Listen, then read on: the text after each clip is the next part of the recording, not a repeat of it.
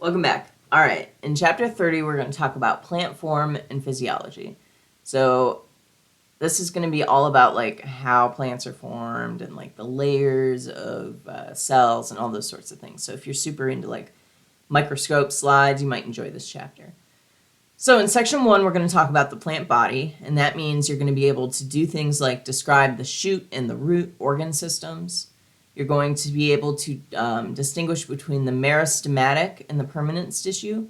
So meristem is like plant stem cells. I'll just save you the trouble of trying to learn this.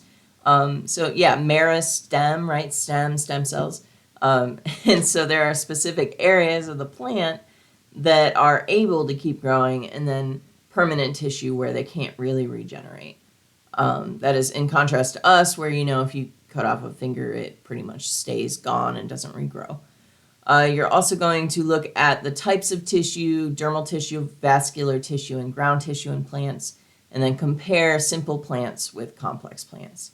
In section 2, you're going to dive into stems, plant stems, and so you're going to look at dermal, vascular, and ground tissue again. You're going to look at primary and secondary growth. So primary growth is like soft material, and then secondary growth tends to be like woody material.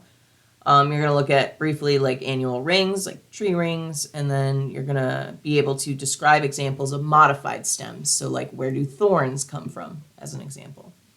In section 3, we're going to talk about the roots. So you're going to identify the 2 types of root systems, describe the 3 zones of the root tip, structure of the root, and examples of modified roots.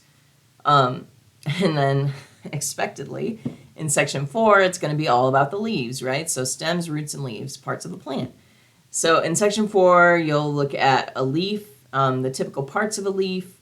You'll be able to describe examples of modified leaves and determine the internal structure and external functions of leaves, and compare and contrast types of leaves, like what makes a black cherry leaf different from a black walnut leaf, those sorts of things.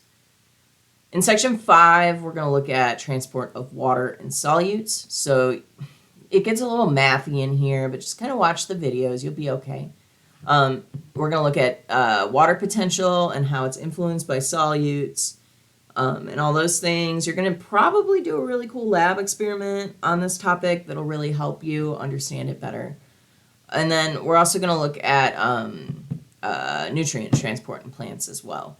So that's always cool, and it helps you kind of think of like, why is my tomato plant wilting? How can I help it? So definitely like think of your house plants and think of your garden as you go through these chapters.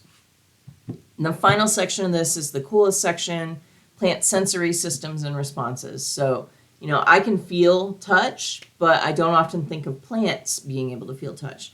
But in some cases they do. And so this section is going to go into all the weird and wild things that plants can do. I hope you enjoy this chapter, and I'll see you in the next chapter, which is soil and plant nutrition.